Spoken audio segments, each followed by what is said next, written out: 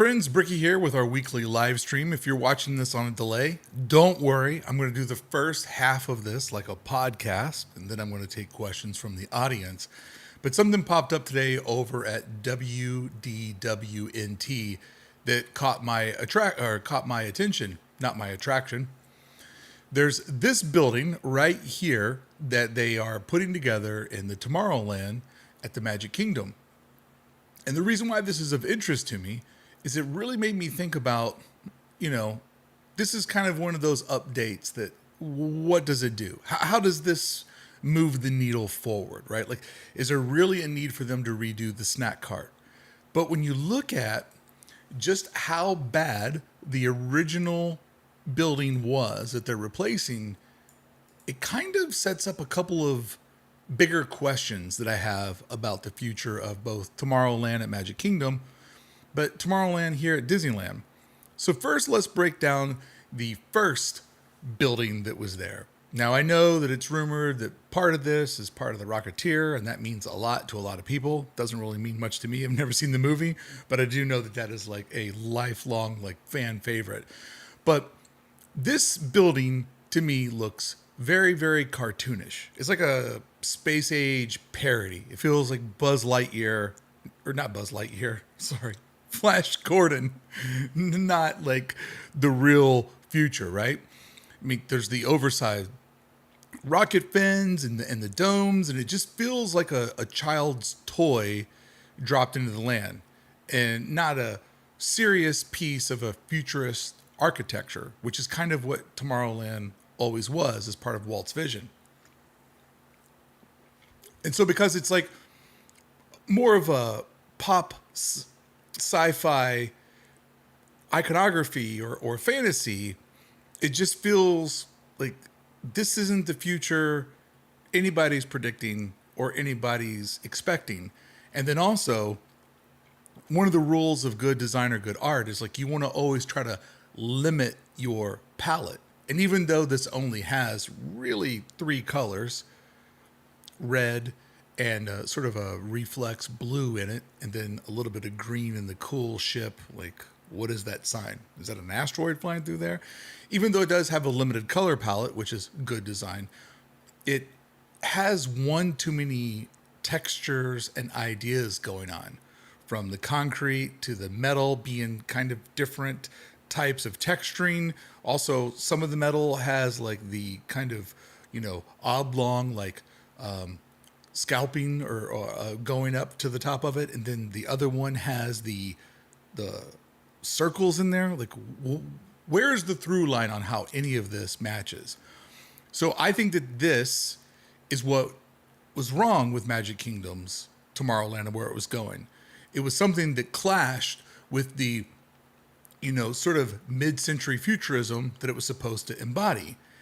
It was a little bit too playful for a land that's supposed to be centered around optimism. And slowly at Magic Kingdom, they have been reducing this visual clutter because this was something that felt fun to an artist or a designer, but it's not really tethered to a real architectural legacy. So therefore, you know what happened? It didn't age well. It became just something that very much looks like, the 90s and kind of all the weird design of a moment locked in time, and it doesn't feel like anything that embodies the future.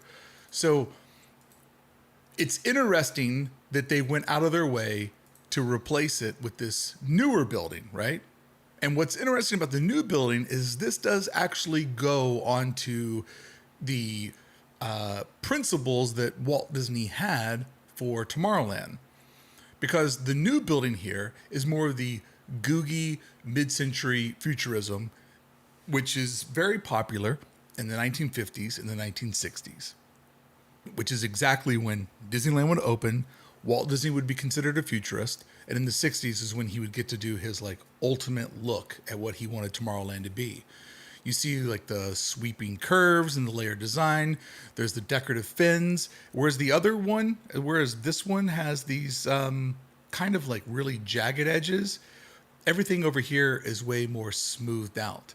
And I appreciate that the top of this structure, let's see, did Walt Disney World News Today put up a handful of these?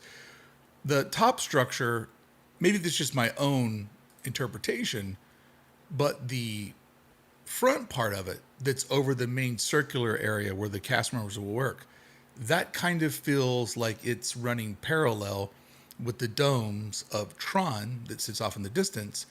But then the fin over on the far left feels like one of the spires of Space Mountain.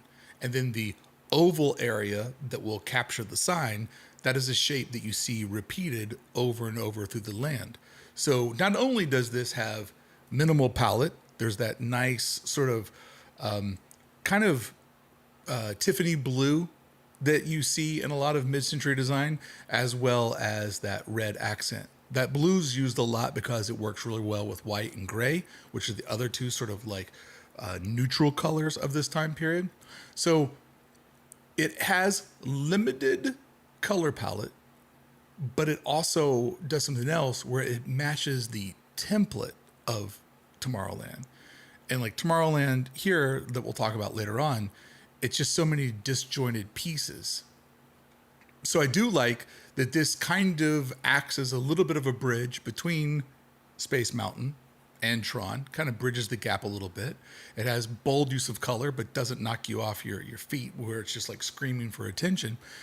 And I really enjoy sort of the glass framing in there where, you know, where those archways are. That could have just been, you know, basic rectangles just framed out. It would have been a lot cheaper to do it that way. But you do see they're trying to put a little bit of like clever design in there, just something to catch your eye. So this building looks like something in Tomorrowland and not like something that you would see back home wherever you came from. So truly making you feel like you stepped into a place that's out of the future or has the optimism of the future versus this thing that just feels really old, really dated, really Burning Man meets Chuck E. Cheese. So let's talk about this for a second. They updated this snack cart to make it match all the pieces around it. They've slowly been going through Tomorrowland all the way up from the front sign, sweeping through the entire land, kind of taking off a lot of the sharp edges that used to exist, rounding it up, making it feel smoother, putting it more into the futurism and optimism that it's supposed to stand for. That's what they're doing at Magic Kingdom. They've also announced at Magic Kingdom that they're going to be adding the Walt Disney animatronic to their version of, or to the only version, I should say, of the Carousel of Progress, which is desperately needed for something new to go in there and to give that attraction a little bit more life so that it can feel updated to modern crowds that maybe don't care about the nostalgia of the 1964 World's Fair, which is really, really close to like, you know, being very, very far in the future than it is to anything that resembles the current time. Like it's officially old enough now to where it feels like, you know, nostalgia's nostalgia. So this means that with the addition of Tron, all of this sort of rounding the edges, putting new stuff in Buzz Lightyear, you know, what's the future of the Laugh Factory? Who knows? It's kind of the odd man out. They are committed to this version of Tomorrowland. And where this should inspire our friends at Disneyland is that one of the things that Disneyland fans say the most is just take Tomorrowland back to its original form. Maybe not the 55 version. I think most people, when they say that, they mean the 60s version, the first big update when Walt kind of had the budget and vision to make it the way that he intended to, you know, people mover version of Tomorrowland. I feel like that's what a lot of fans want. And I feel like they're clearly doing that to Magic Kingdom. But all of the junk back home just stays. There's no budget, no reason to take a snack cart or anything small and kind of round off the edges at home. They clearly have a path for Tomorrowland in Orlando. And that path is, as we've said, is to go somewhere bridging the gap between whatever Tron is supposed to be and whatever Space Mountain is supposed to be. Somewhere in the middle there is the future and the optimism of the past. But because they're not doing anything at home. When they're doing it in other locations and they're slowly getting that Tomorrowland put together, to me, this is a huge indication that our Tomorrowland is considered by the corporation a complete tear down and rebuild. They're not putting a nickel into anything. I mean, a number one indication, if we really want to go down this, is when they just redid Star Tours for its annual refurbishment, and they went through and, did all the little technical things that they need to do over the ride's annual, 3 to 6 week, take it offline, get it good to go for another year. They didn't bother putting a nickel into the dents and the marquee out front. You know why? Because they don't care about the beautification of Tomorrowland. They care that the ride operates and that it can cycle guests and guests can have a great experience. That's what's important to them, because that's what that ride is doing right now. But putting a nickel into the outer facade that they know that they're going to be tearing down, they're just not doing that. Even when you look at Fantastic Four showing up to Tomorrowland, they didn't do anything to the front of the Magic Eye Theater. There's a whole way where they could have made the Fantastic Four take over that location. They didn't.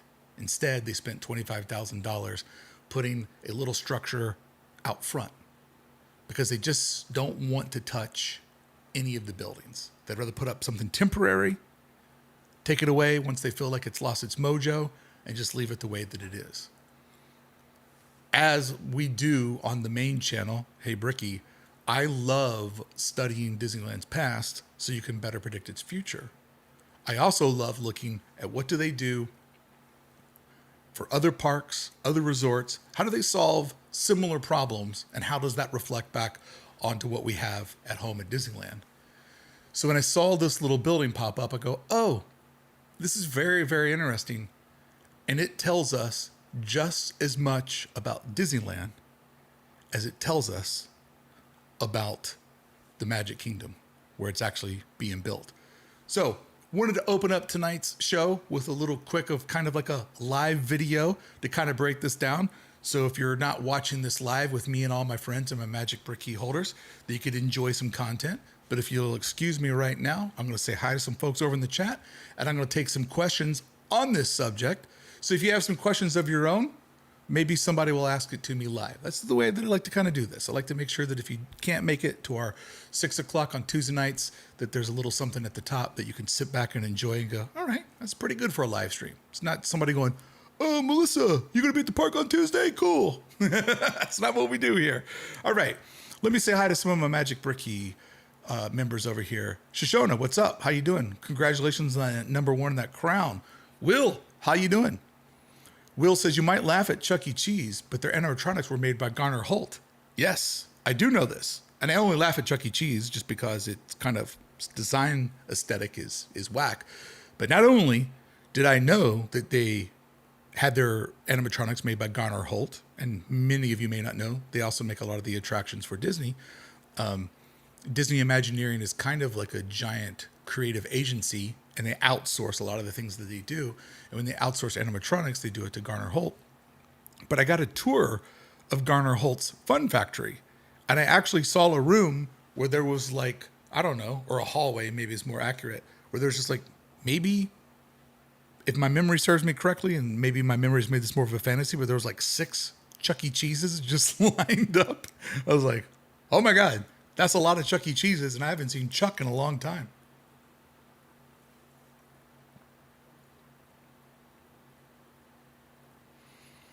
Okay, so let's see here. Stu, what's up? How you doing? I think the snack cart is a bit too busy. Tone it down for Disney. Yeah, I mean, there is definitely a lot going on here. It is a little bit kind of crazy, but that's kind of the vibe of Magic Kingdom's Tomorrowland. So that part doesn't bother me as much. And I'll also be interested to see, does it look a little bit more mellow once it has the pavers all around it? Whatever landscaping they're going to put there, because right now it looks kind of wild and everything around it looks wild. And I'm not saying it's the most perfect design, but the mindset is what I was latching onto. Definitely not how I would have designed it. But the mindset is there, and that is what I was gripping onto. Maybe I should have said that out of the front, but yeah, I agree with your observation. What's up, Siegs? How you doing? All right, let me see. Any questions on this?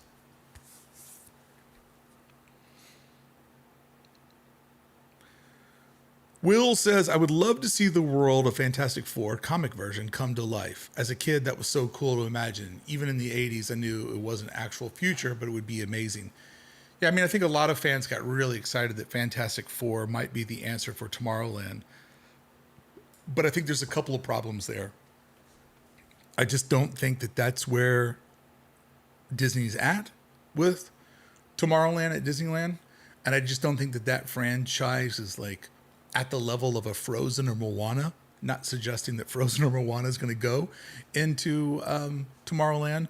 But when you think about like, how big does an IP have to be for a corporation to invest hundreds of millions, if not $1 billion into it, and they want it to go for a couple of decades after that investment?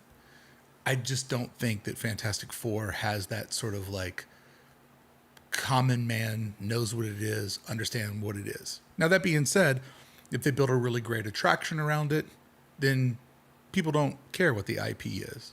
I've ridden so many rides that I've never seen the movie and don't plan on seeing the movie, but I know the bits and pieces and I can kind of enjoy it. Like, I've never seen Frozen. All I know about Frozen is what I've seen in the Disney parks. That's all I know about it.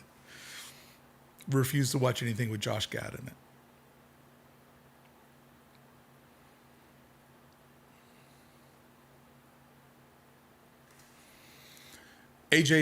AJSX says, I can't see a Tomorrowland update that isn't still called Tomorrowland. It's too iconic. I agree with you, AJ. I think that there is a Tomorrowland coming because I think one thing is safe at Disneyland, that there will always be an Adventureland, Frontierland, Fantasyland, Tomorrowland, and Main Street USA. I don't think, and New Orleans Square, I don't think any of Walt's original master plan will ever get erased. But I could almost guarantee you, when they have finally announced what they're doing, this 3.0 of Tomorrowland, because, you know, when they made it brown and put in the rocket rods, it's kind of like Tomorrowland 2.5. When they do Tomorrowland 3.0, I do expect it to be much, much smaller. And if they are keeping it there to honor Walt Disney's legacy and his vision, there is a chance that it will be that googie, like mid-century vibe that was Walt's vision of the future. The reason why, though, they're not doing anything to Tomorrowland is I believe they see it as a complete teardown, and they don't want to put any money into something they know that maybe in 2 years, if they get the courage, or maybe in 20 years when they finally come up with the idea. Like, I literally think Tomorrowland could be something that happens in the next 2 years. Like, it won't be done in the next 2 years, but it could be announced in the next year to 2 years, or it could be announced in the next 10 to 20 years. Like, I think that's the window, because I think it's a really, really complicated problem. But I do believe that when they do it, they are going to reduce the scale of Tomorrowland. That I feel very, very confident about. So if they do it to like kind of like keep the Walt purist and Walt's vision in the park, I could see them like making it kind of this bizarro like retro thing with, you know, a new Space Mountain as the carrot, or I don't say the other term, but, you know, the hot dog at the end of the street. I do think that that's something we could look forward to.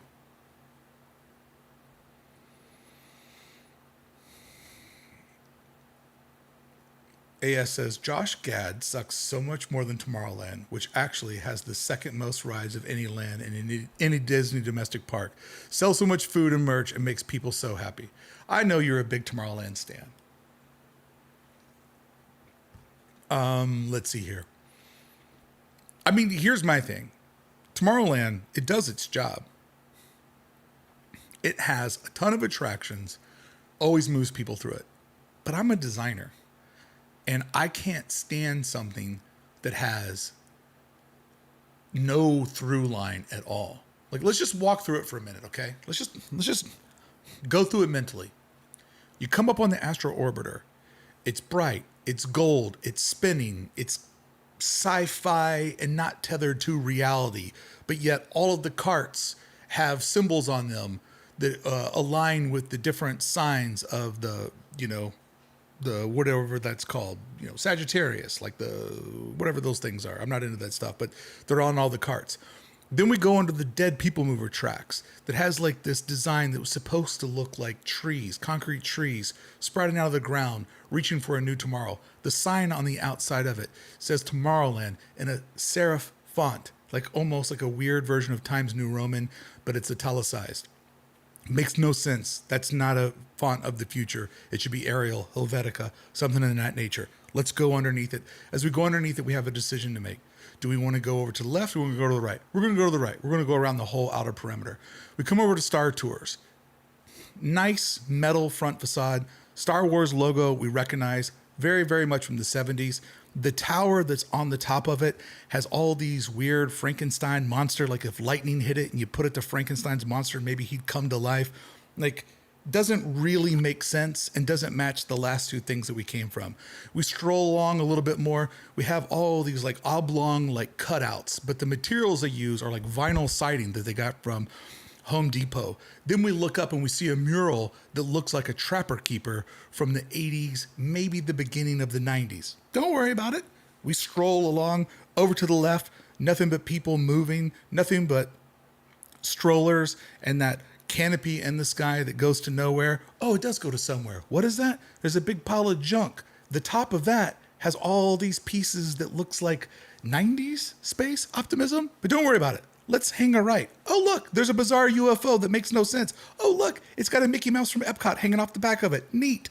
We walk over to the greatest neon in the park, Space Mickey doing his thing. We go into the store. It's half Star Wars and half bizarro sci-fi. Flying saucers that make no sense. Don't worry about it. Let's go to the arcade. Oh no, we can't go to the arcade. It's closed. Let's go into Space Mountain the back way. It's beautiful. It feels like the most beautiful late 70s, early 80s optimistic mall we've ever been to. Oh, look, there's a cutout in the sky. We can see the multiple layers. This is fantastic. Oh, look, it looks like a movie theater. There's a merch stand over here. There's bathrooms. Uh-oh, we've gone the wrong way. Let's turn around. Now we're going back along it. But look over here. There's all these doors on a lower level that go nowhere. They're roped off. Have we gone to the ghetto? Did we just wander up to an abandoned movie? All right. Now let's go over to this blue planter that's painted with this like rough textured concrete. And it's painted a really bright blue that's almost kind of purple. That's weird. Oh, look, it's Herbie just rolling out on his little dance floor. Oh, look, it's the Fantastic Four. And look over here. There's a splash pad that no longer splashes. No worries. Let's go over to Space Mountain. Okay, we go down through the tunnel. Posters for all the different things in Tomorrowland. That's interesting, but we can't get down there. Oh, why? Because it's close. Let's just keep going. Above us, we see tracks of the People Mover. Over to the left, we see a place where we can eat with this aluminum siding and stripes and then other weird paintings of space. Okay, now we got to the end. I'm not going to ride Space Mountain, but don't worry. I'll meet you on the other side of Tomorrowland. So I turn back around. Now I come up to the Pizza Planet. It has a cyborg out front for Battlestar Galactica. That confuses me. It also looks horrible. There's colors and aliens flying around everywhere, and you go in there and everybody just keeps moving their chairs, and it's really, really loud. But don't worry about it, because you can meet me over at the Carousel of Progress. Actually, you can't, but I'm going to walk around the edge of it. I'm going around the circle. I'm going around the circle, looking up at the junk in the sky. Oh, I can't go in because I'm not a Visa card member or a DVC member. Too bad the biggest thing here is only for people that have achieved a certain type of status. But I'm going to go over to Tomorrow Landing, and I'm going to see if there's that pin that I'm looking for. But I'm not going to open up the door in the back because that door would take me down into the tunnel that I'm not allowed to go in, even though I'd like to. All right, let's go out of here. Oh, look, we're going to go over to Utopia. Okay, this is cool. Go-karts of the future. Let's go over to the monorail. Oh, can't ride the monorail because it's too hot today and it's closed because it doesn't have AC in the West Coast. Don't worry about it. We can get on the subs. Not going to get on the subs. It makes me claustrophobic. All right, we're going over to Tomorrowland Terrace.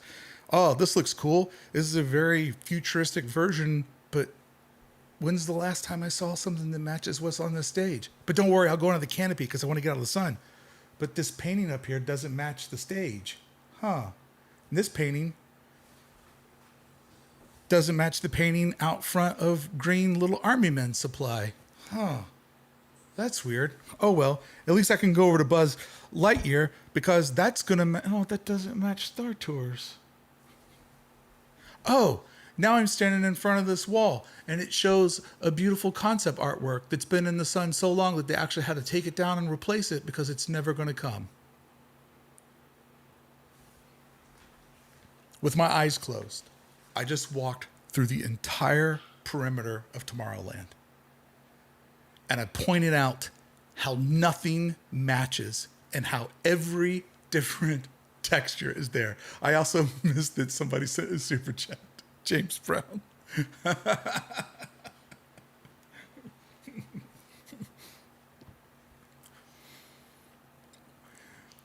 AS. I will sleep well knowing this virtual walkthrough for posterity exists.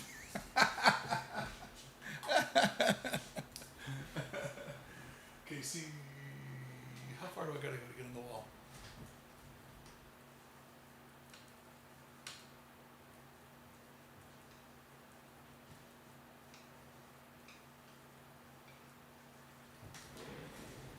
Oh, I missed it. You can't even see it. There we go. Still small. I'm small. Hey, Serena, how you doing? Thank you for joining. Appreciate that. Thank you, AS, and thank you, Serena, for joining. I think somebody else joined way, way earlier when I was doing my opening, and I didn't get... Kevin, thank you so much. Appreciate it, bud. And let's see here. James Brown, thank you so much. Make sure I give that a heart. So anyways, yeah, I could go on about Tomorrowland forever. For the amazing walkthrough. So here's a little secret. Whenever I feel stressed out or whenever I feel overwhelmed, I walk through Disneyland and I start at the front ticket gate and I go to the right and I literally go as slow as I can and I point out every single detail. And that is something that I do when I feel like stressed out, when I feel overwhelmed, if I feel a panic attack coming up. And it's amazing how far I can get. Hey, JSX, thank you so much for joining, bud. Appreciate that.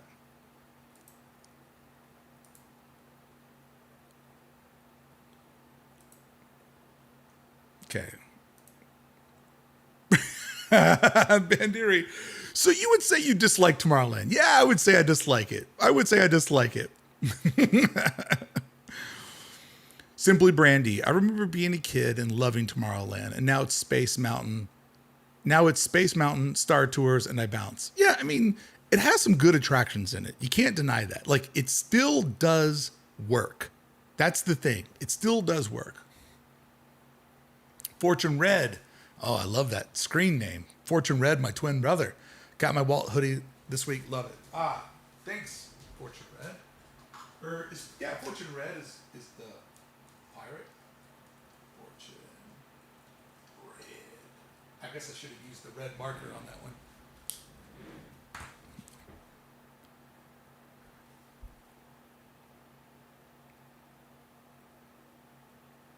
What if you're at Disneyland having a panic attack? Then I guess I would just look at the real thing. I would just like, hold on. I think I'm going to pass out. Take me to the front of the park so I can walk through the gate and look at everything. Tomorrowland was definitely beautiful once, Stu. I absolutely agree with you. It was beautiful. It was magical. And it could have still been, they just let it go. And that's the thing, like, you know, if you let your house go and you don't keep up with your house and you don't keep up with things, things just happen to fall apart. That's just the way that it is. And they've just let it go. Bandiri. Dude, you're describing everything I love about Tomorrowland.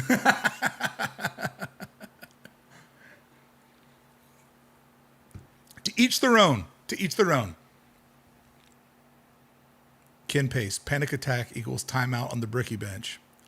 That's a good spot too. Never had a panic attack at Disneyland. It always puts me in a good mindset.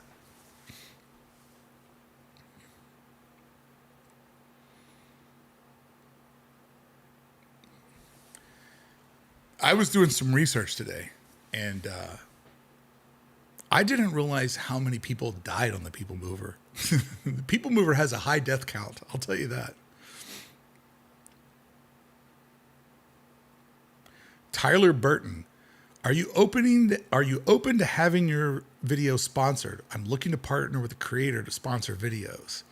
Yes, I am not. But I would like to tell you that Fairlife makes a great protein milk.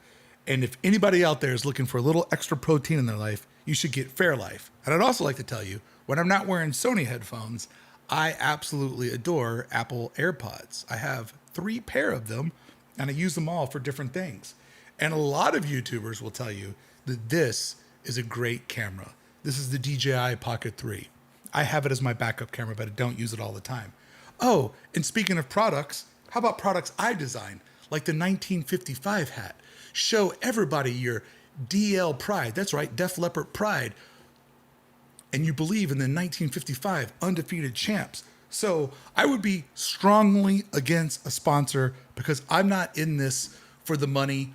I'm not in this for brand deals. I'm in this because I just care about the people. So yeah, if you're looking for somebody who's going to sponsor things, you've really kind of come to the wrong creator, because I have lots of integrity and there's no way that I would ever be interested in doing any sort of sponsorships or any sort of programs like that. So, you know what, dude? Take your money and take it someplace else, because I'm not here to sell out. I'm here for the Tomorrowland coverage. I'm not here for corporate sponsors. At least this plug is hidden. You've caught me in a mood tonight.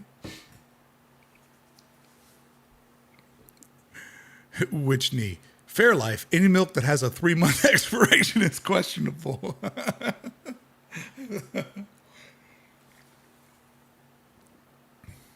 By the way, mods, kick the... I'm still wearing 2 hats. By the way, mods, kick the guy out that asked about sponsorships. Poor guy, just like, oh, I'm just looking for somebody to sponsor, and the guy just shits all over me. Maybe this is why I'm not successful, guys, because look what happened when I got an opportunity.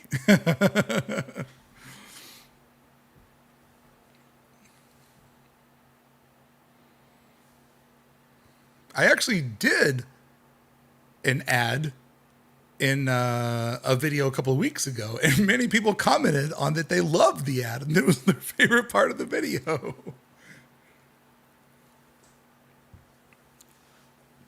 I'm not really into sponsorships. I'm just in getting onto roofs. I'm just kind of way more into like the roof vibe. We will not bow to any sponsors, right, Mike D? All right, let's see here. What else questions we got? Oh, dude, I just my Starbucks expense is off the roof. Pandora 576. That ad was awesome. Thank you so much. Best ad ever. Appreciate that. That ad had a lot of creative problem solving in it. All right, as I was saying, People Movers killed a lot of people. AJSX, I don't know. I'm sure tempted to check out the Camelot and the Candy Cane Inn now. Hey, Camelot, Candy Cane Inn, both of those hotels, fantastic people, very, very polite, clean, relaxable spaces, closer to the park than the Disneyland Hotel at a fraction of the price. And that's not money in my pocket. That's just me saying thanks to the people that let me walk on top of the roofs and don't put me in jail. AJSX, chances we see a Tomorrowland update before we see expansions across Disneyland Drive. I don't. That's interesting. Would they do Tomorrowland before they would get into doing expansions of the park? That's interesting. I guess I guess when we think about Tomorrowland, the reason why it's hung up is they just don't have the perfect idea. So I think what they would do is they would look at where do we have the perfect idea? And if you think about it from a financial sense, you would do the parking lot first. Because like AS said, Tomorrowland has the second most amount of attractions in it out of any land. I think the only land that beats it is Fantasyland, and I think they're pretty close. And I think maybe depending on where Matterhorn's at might be the tiebreaker. But think about it this way. If you do the parking lot first, then that's going to give you more capacity. So then when you take down Tomorrowland, you kind of broke even. But if you do Tomorrowland first, you have now limited your capacity. And the reason why they put new stuff in the park, and the reason why they grow the park, and the reason why DCA is getting 4 new attractions is all about capacity. What's going on here?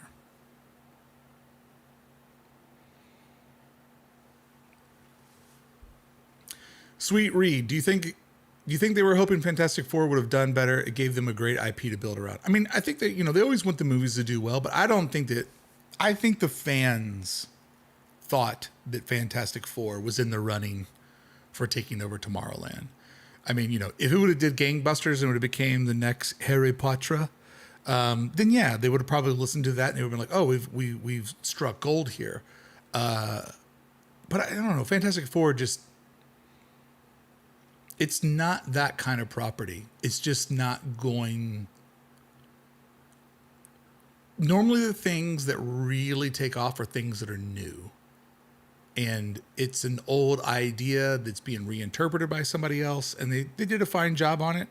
I went and saw the movie. I liked all the hidden Disneyland references in it. But I just don't think that's a property that's like going to hold a whole land. As much as it may mean to our youth and our childhood. It's the surprise hit.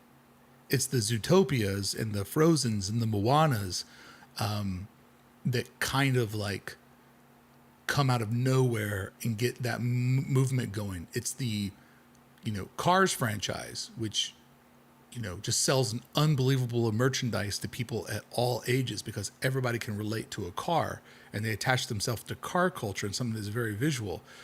Raccoon CD, thank you for the super chat. Raccoon says, I dream of revamping Tomorrowland inspired by the beautiful, good future visuals of Sonic CD. One of them is Small World inspired by visuals, but also even Sonic CD is niche in the Sonic. Are you talking about Sonic the Hedgehog? Is that what Sonic CD is? I gotta do a little Google. Sonic CD. Look, I'm gonna get rickrolled. Oh.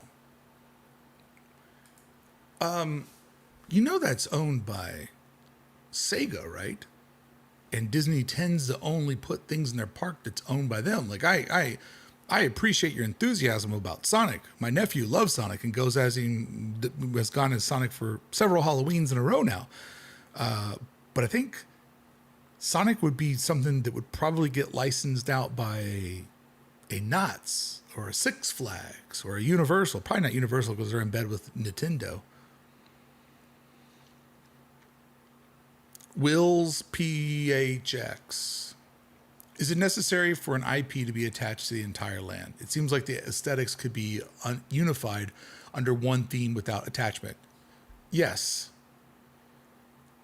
The new, I was calling it Pablo Escobar, the new land that is coming to the Animal Kingdom, Pueblo Esperanza, it is the first land they've announced in a long time that is themed around a concept and not a single IP. And that way, Encanto and Indiana Jones and the new, merry-go-round that's done by a local artisan, it can all fall under one umbrella. And in fact, last year, when I did my top 10 announcements from D23, one of my top announcements was like, hey, they actually made a new land that's not centered around one IP. So they are still open to doing it. When you look at the expansion of the Walt Disney Studios park at Disneyland Paris. They essentially just did like a world showcase, but they did it with different IPs. They didn't go all in on like, one fully expansive land back there. They just kind of like, Frozen Land, Lion King. We're not going to do a Star Wars. It wasn't successful. So yeah, I do think they're open to it. Sega was in Epcot. Okay, yeah. I mean, I guess you're right. Epcot was a lot about predicting the future, future devices. So there's hope. There's hope. There's hope.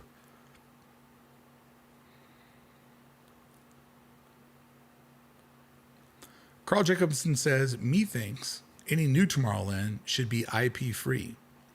The Imagineer can surely come up with things that look future without relying on the next hit movie. Well, I got news for you. Every land is attached to some sort of an intellectual property. That's how you understand what it is. So if the land is themed around mid-century modernism or futurism, that is the IP. Like that is the thing that it is themed around. And I know a lot of people like get narrowed down on that IP as characters and films, but an intellectual property is just by design something that we understand. Like Indians and cowboys, Frontierland is an intellectual property when you get down to it. So the land has to be themed around something. I think what people are saying is they want original stories. Because if you're going to get people on a ride has to have a story. So what is that story? Do you want a new story? I think that's what you're asking for. Because what makes a Disney ride different than a carnival ride is the carnival ride is just, it's motorcycles that are going up and down on these little humps, and it goes in circles, and there's light bulbs, and there's music, and I'm just going to get to ride a motorcycle because I'm 4 years old, and I get to do it while a guy that looks like my uncle in the Ice Cream Man is playing Van Halen. Like that's a carnival ride. A Disney ride is like, oh, there's a quest, there's a story attached. And sometimes that intellectual property is attached to a story that you know, Star Wars, and sometimes it's attached to an IP or a story that you don't know, Haunted Mansion. Nobody really knows what the story is. But the IP there is the occult, Halloween, the dark side, ghosts, goblins, so New Orleans. So there is a property there.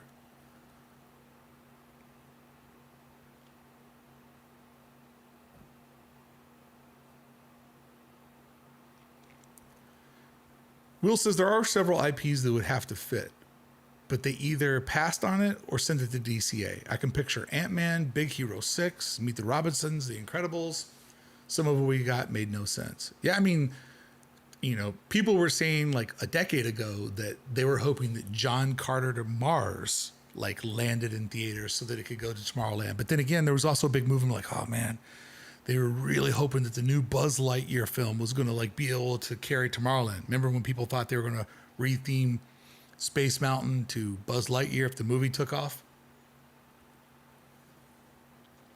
I think that where they're at right now is they're just trying to figure out, what are the stories that we can tell people. And I don't even think a movie necessarily has to be like a super hit. It just needs to be kind of like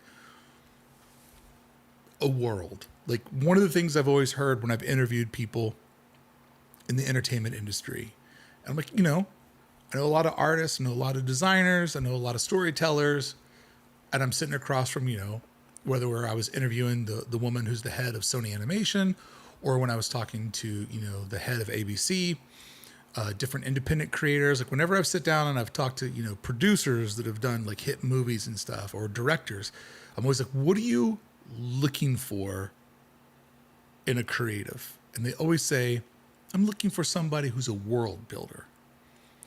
And when you think about what world building is creating a 360-degree experience. And that 360-degree experience, just by the nature of 360, think of that as a sphere. And inside of that sphere, which we live on one, Spaceship Earth, is a complete universe. where everything makes sense, from the characters to their backstory to their agendas to the path that they're on, their hero's journey and who's working against them, but from their clothing, their food, their architecture.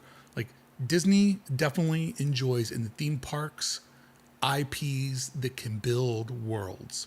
When you look at Zootopia in Shanghai, that is world building, that world of like, well, this is a land made for animals. So there needs to be something for a giraffe, but there also needs to be something for a rat.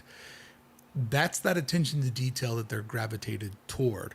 So when you think about IPs at work, it doesn't necessarily, like, big box office works, but how fleshed out is that universe?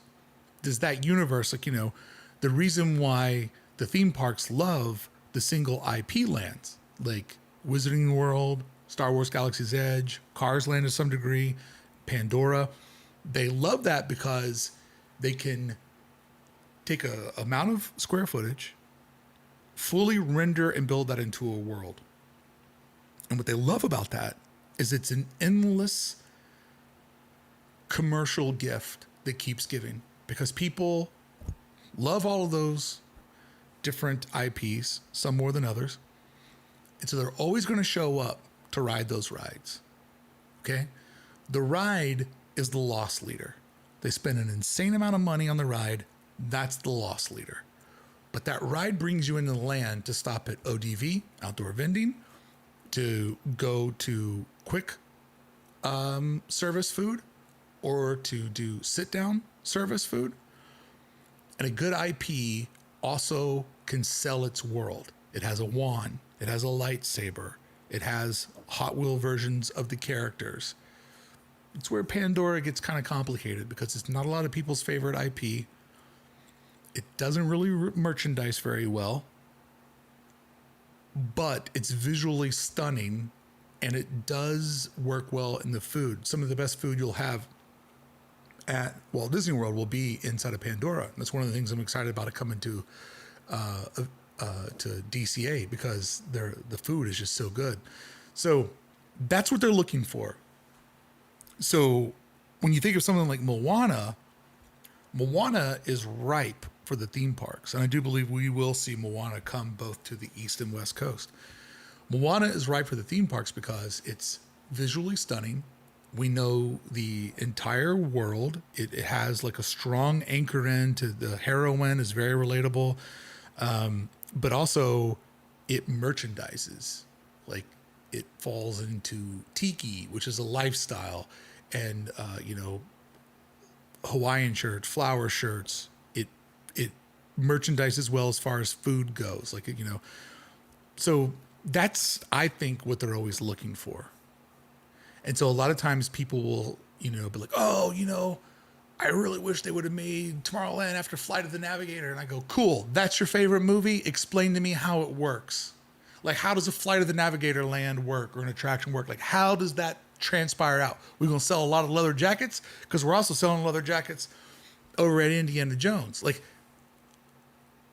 I don't ever on the channels root for what I want. What I want is like niche. Okay. I'm a psycho fan. What I want is niche. I always try to think like the corporation when I make my videos, not because I'm trying to kiss up to the corporation. I'm not doing that.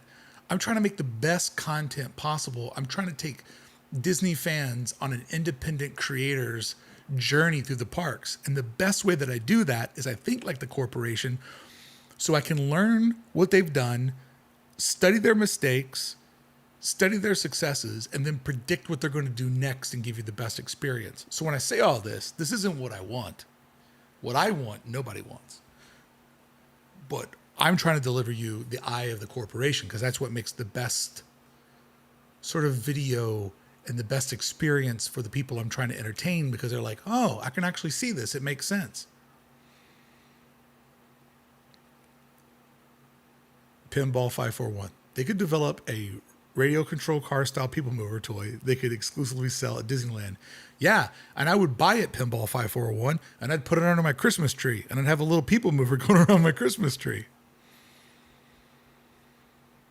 John, can we not talk about the Splash Mountain?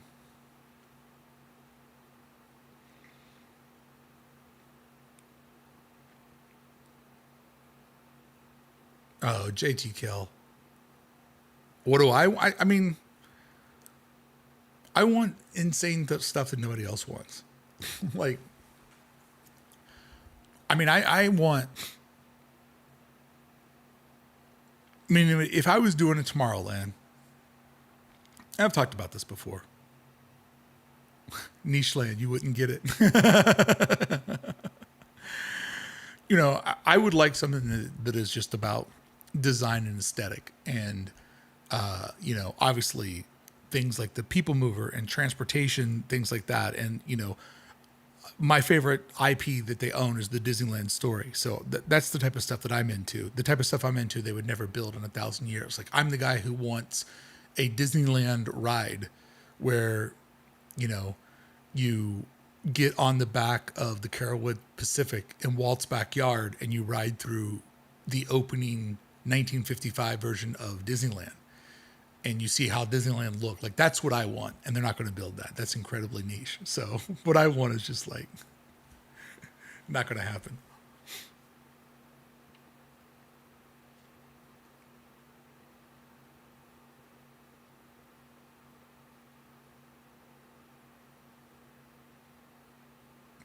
John says he's tired of them building two of everything.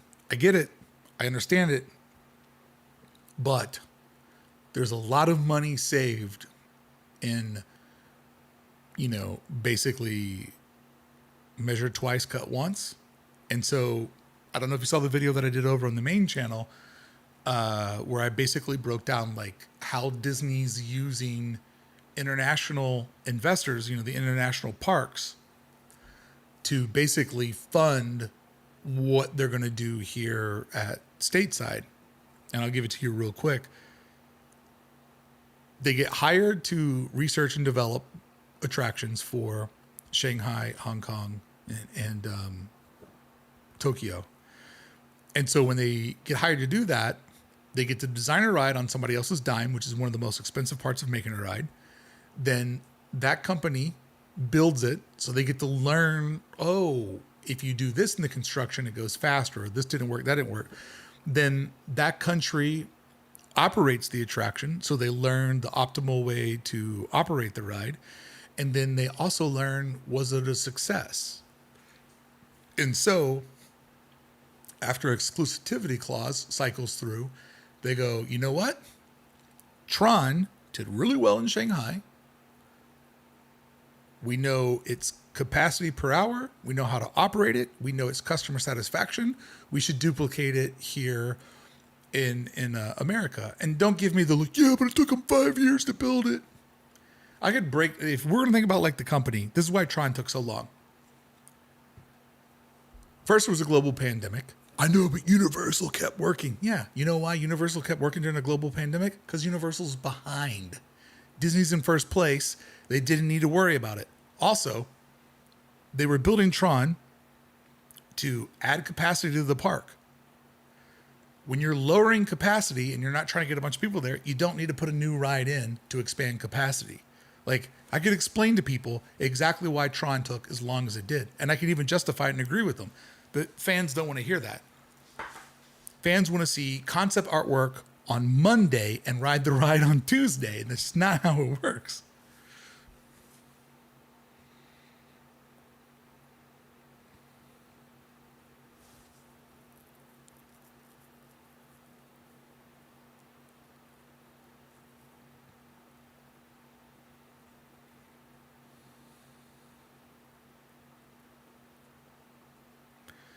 Broken, all broken says, as someone with not a lot of personal time off or money for travel, I appreciate attraction clone culture. I mean, I think there is a value to cloning some of these attractions. Like, if I think about it from a corporation, it makes sense to clone attractions. But also, if I think about it from a corporation's point of view, every park should have a couple of very exclusive offerings that no other park has. And that should always be something that they prioritize. So when Braden over at Mickey Views was covering the news like about a year ago or so, he was the first one that was on the beat of they're going to be doing cars at Magic Kingdom. And at that moment, the information that Braden was getting was looking like they were going to clone Radiator Racers from DCA. And I was like, oh no, that's such a mistake. That's such a mistake, because Radiator Racers at DCA should absolutely never, ever be cloned. Hold on real quick. I got a mistake, error from YouTube.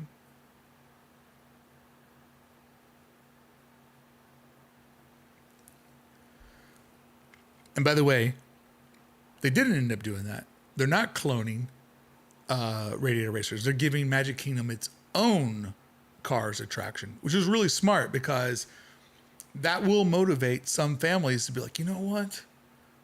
This year, let's try Magic Kingdom because we love the Cars ride in California. We want to ride the new one in Florida. And so it gets people to go in different directions and pick different things. And by the way, Braden over at Mickey Views did an hour-long video that went up like a week or so ago. And I wrote in the comments, I'm like, you are still the undefeated king of the theme park update. It's a very long and detailed and nuanced video. And I know how videos are making. I'm like, man, my man like went all in on this.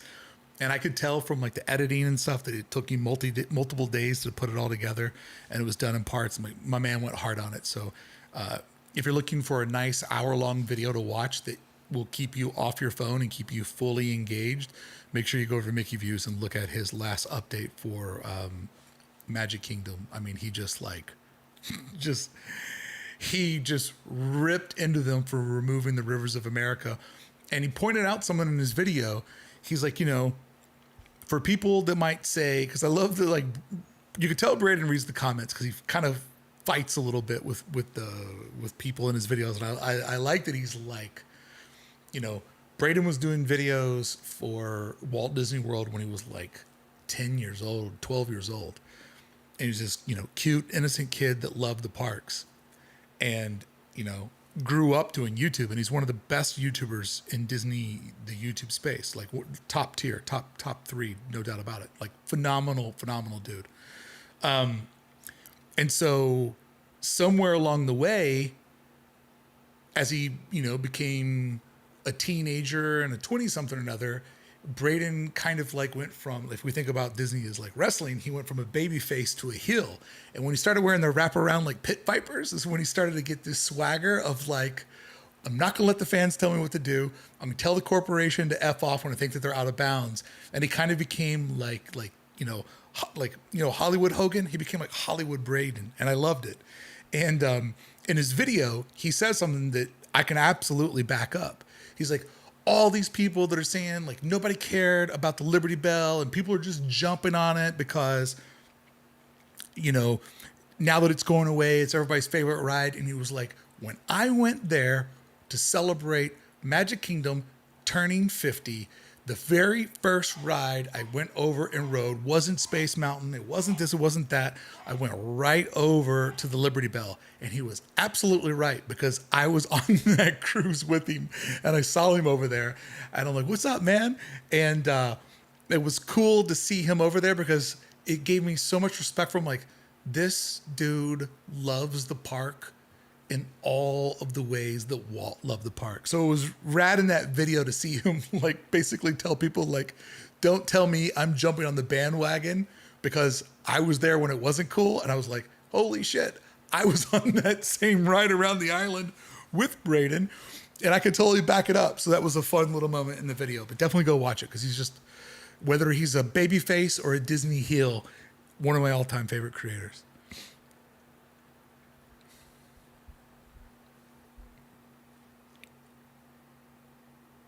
WWE heel turn.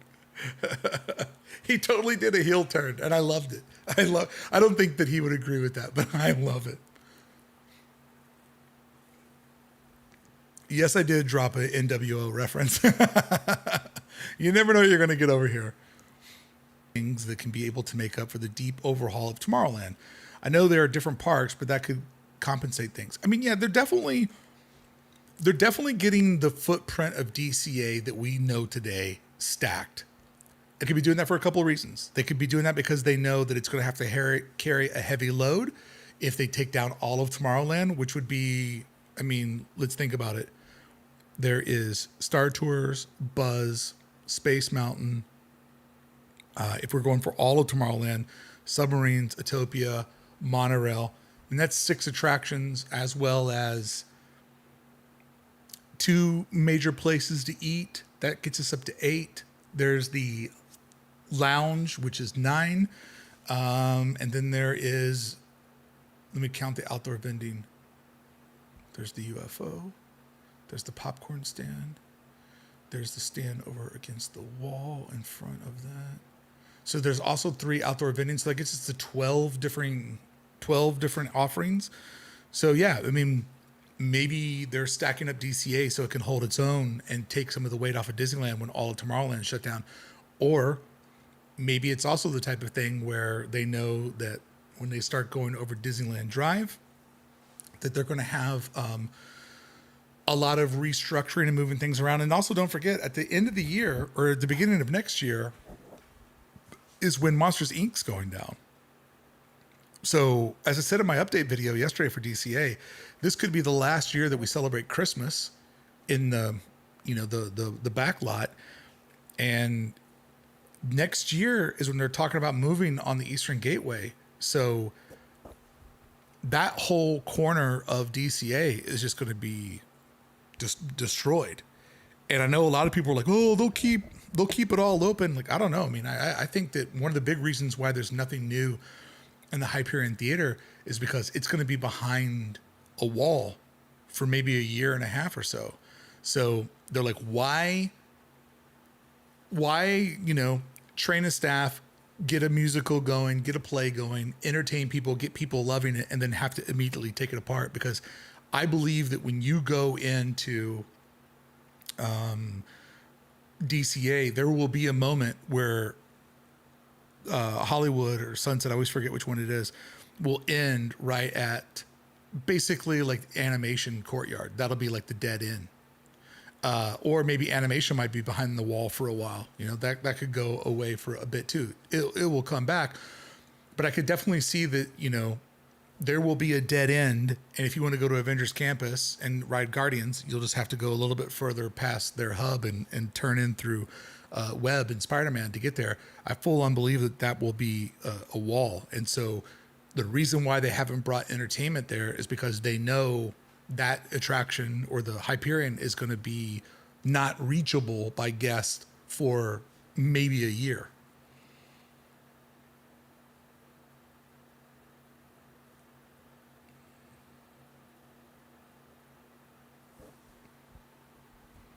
Are we having internet problems?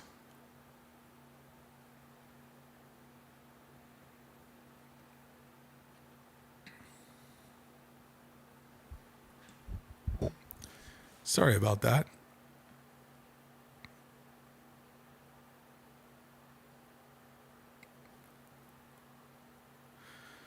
All right, friends, it's the top of the hour. I feel like we have exhausted our topic. So many people have kept asking about Tomorrowland. I thought tonight I would lean into talking about it. And when I saw that WDWNT posted these photos, it kind of gave me a little bit of a thought process on where they were going. And that was interesting to me. And I also want to let everybody know that if you go over to their website, you can see that one of my stories got on there. So, yeah. Okay. I'm going to go ahead and get off. It looks like the internet's messing up. So, a perfect time to call it quits. Thank you so much for showing up. Thank you to AS, James Brown, and Fortune Red for super chatting. I appreciate it. Thank you to all my Magic Brickeys out there. And I appreciate everybody showing up. I will see you on the channel tomorrow, and I'll see you live next Tuesday. And I'll see what I can do to make sure that we don't have internet problems. Appreciate y'all. Have a good night.